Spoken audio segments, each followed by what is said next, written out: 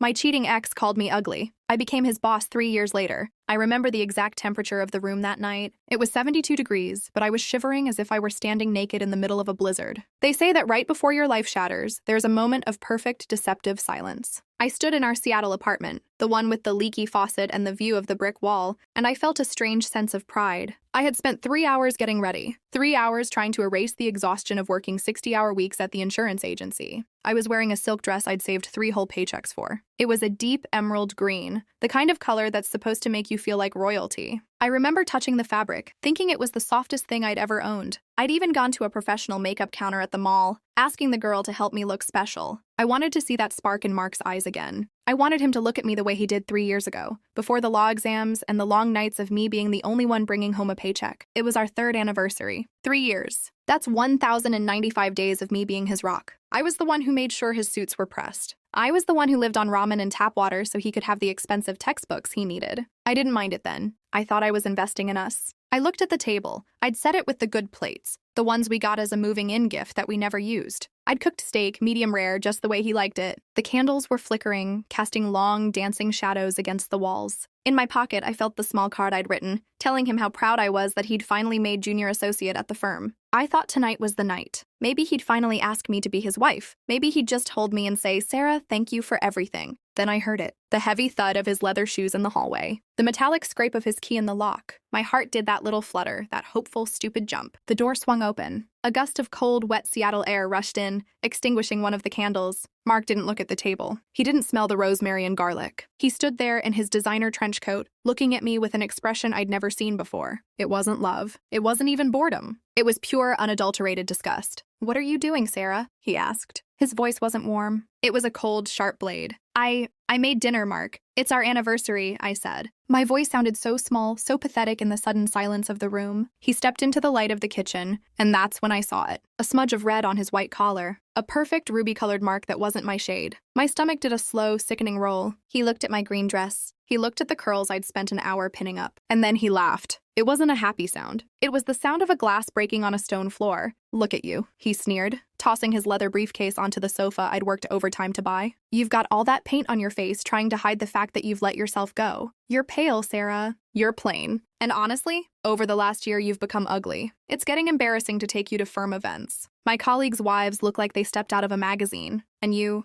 look like a tired, worn-out librarian." The air left my lungs as if the room had been vacuumed shut. I felt like I'd been punched in the solar plexus. "Mark, I work 2 jobs," I stammered, my eyes stinging. "I work to keep us afloat while you started your practice. I haven't slept more than 4 hours a night in years because I've been taking care of you. And that's your excuse for looking like trash?" He interrupted, his voice rising. He walked toward the closet, ignoring the anniversary dinner completely. "Don't bother with the steak, Sarah. I'm moving out. I found someone who actually knows how to carry herself. Someone who doesn't make me cringe when I walk into a room." My world didn't just crack, it vanished. He didn't even have to pack. I watched, paralyzed, as he grabbed a suitcase he had clearly hidden in the back of the closet days ago. He had planned this. He had sat across from me at breakfast, watched me plan this dinner, and he already had his bags packed. As he walked toward the door, he stopped. He looked at me one last time, not with regret, but with a condescending pity that felt worse than the insults. "Do yourself a favor, Sarah," he said, his hand on the doorknob. "Stay out of the light. It doesn't do you any favors. You're just not that girl anymore." The door slammed. The silence that followed was louder than any scream I could have let out. I stood there in my expensive green silk dress, surrounded by the smell of cold steak and the sight of melting wax. For the first time in my life, I didn't just feel heartbroken, I felt invisible. The next morning, the sun didn't rise. The sky just turned a different shade of bruised purple. I didn't get out of bed. I couldn't. It felt like my limbs were made of lead, anchored to the mattress by the weight of everything Mark had said. Every time I closed my eyes, I wasn't met with sleep. I was met with a projector screen playing his face on a loop. That sneer. That laugh. Ugly. Plain. Embarrassing. The words felt like physical bruises on my skin. Finally, I forced myself to the bathroom. I forced myself to look into the mirror. Truly look. I saw exactly what he wanted me to see.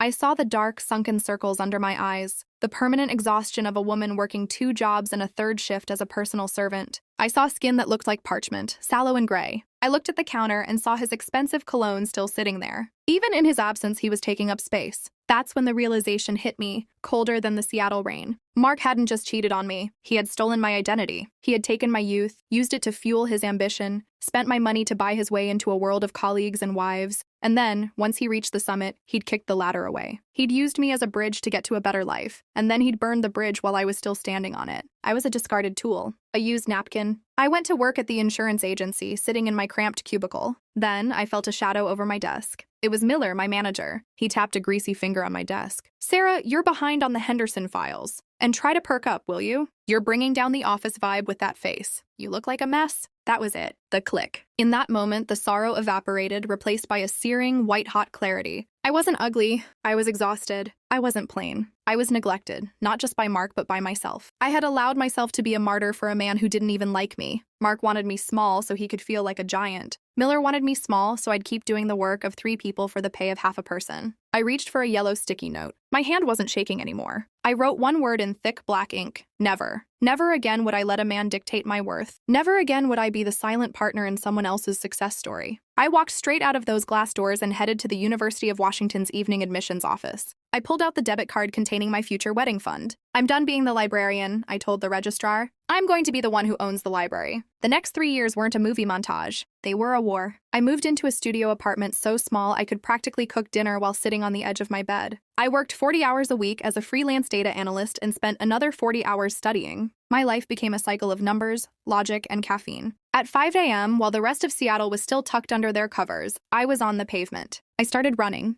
not because I wanted to be pretty, but because I wanted to turn my body into a machine. I studied the way the elite moved. I studied their posture, their micro-expressions, the way they held a room. I practiced speaking in a lower register, removing the softeners from my speech. I learned the hard truth. Beauty is a weapon you use to get in the room, but intelligence is the trigger you pull to stay there. I survived on black coffee, cold oatmeal, and raw ambition. There were nights where I cried myself to sleep from the sheer physical and mental ache, but not once did I ever think about calling Mark. By the end of my second year, I landed an internship at Sterling & Cross, a prestigious private equity firm in New York City. I moved across the country with nothing but 2 suitcases and a heart that had turned into flint. I was the first one in and the last one out. I discovered I had a lethal knack for restructuring. I could look at a company, find the rot and the ego, and cut it out without blinking. My skin cleared up because the stress of being unloved had finally vanished. I bought my first real suit, navy blue, sharp shoulders. When I looked in the mirror, I didn't see a victim. I saw a predator. By the time I graduated, I was offered a vice president position. My first major assignment? Heading back to Seattle to oversee the liquidation of a struggling firm called Higgins & Associates. Mark had spent 3 years building his kingdom. I had spent 3 years building myself, and now I was coming home to take his crown. The flight back to Seattle felt like a victory lap. I sat in first class 30,000 feet above the life I used to know. I had reclaimed my maiden name, Sterling. I had a sharp, platinum blonde bob and glasses that cost more than Mark's first car. My assistant handed me the file. "They're bleeding out," he said. Mark Higgins had been treating the firm's capital like a personal piggy bank. High-end cars, expensive dinners, a penthouse he couldn't afford. He looked older in his headshot, his jawline softened by bourbon and steak. "We move in Monday morning," I said.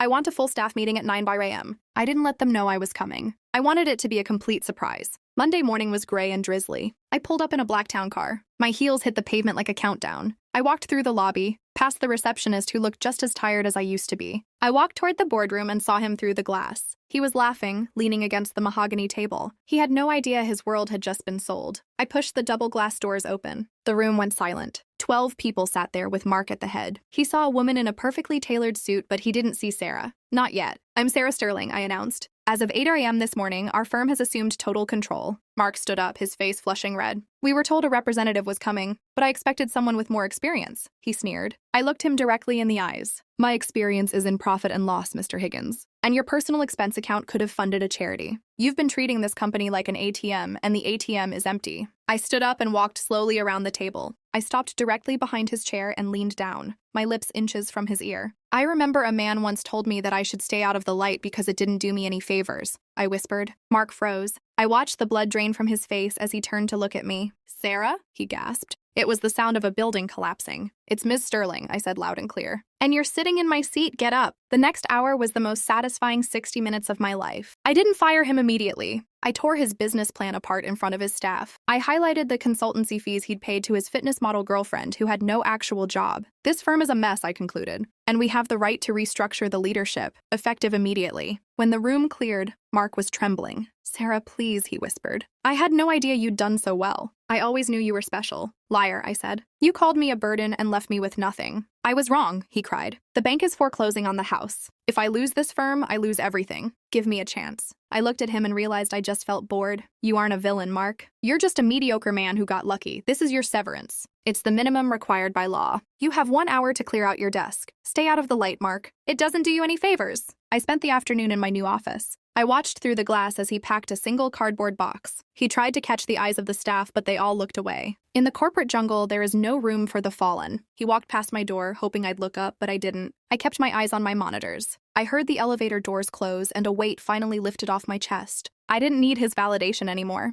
Over the next month, I rebranded the firm to Sterling Consulting. I promoted the people who did the real work. I became a fixture in the Seattle business scene. My face was on the cover of journals. I wasn't staying out of the light, I had become the light. 6 months later, I saw him at a bus stop, wearing a frayed suit and eating a cheap sandwich. He saw me, the flashbulbs of the photographers, the silk of my gown. He just looked away, staring at the ground. I got into my car and didn't look back. People ask me if it was worth it. The hell, the loneliness, the grind. They ask if I did it to get back at him. My answer is always no. If I had done it for him, he would still be the center of my world. I did it for the girl in the emerald dress who thought she was nothing. I did it to prove my value isn't a commodity. In America, you're told you can be anything, but they don't tell you that sometimes you have to be destroyed before you can be built. Mark called me ugly because he was looking at his own reflection in my eyes. He was the one who was plain. The best revenge isn't money. It's the ability to look in the mirror and love the person looking back because she is unstoppable. So, to anyone who has been told they aren't enough, let them talk. Let them leave. Don't beg for a seat at a table where you aren't respected. Go build your own. Every insult is just fuel for your fire. Fix your relationship with yourself. Invest in your mind. Build your empire. Work so hard that one day you'll be the one sitting across the table holding their future in your hands. When that day comes, you won't need to be cruel. You'll just feel peace. Beauty fades and money can be lost, but the power you build within yourself can never be taken away. My name is Sarah Sterling. I was once told I was ugly. Today I'm the boss. And the view from the top? It's absolutely beautiful. Hope you guys enjoy the story. Tell and comment and rate out to 10. If you guys like it, I will make more interesting revenge story.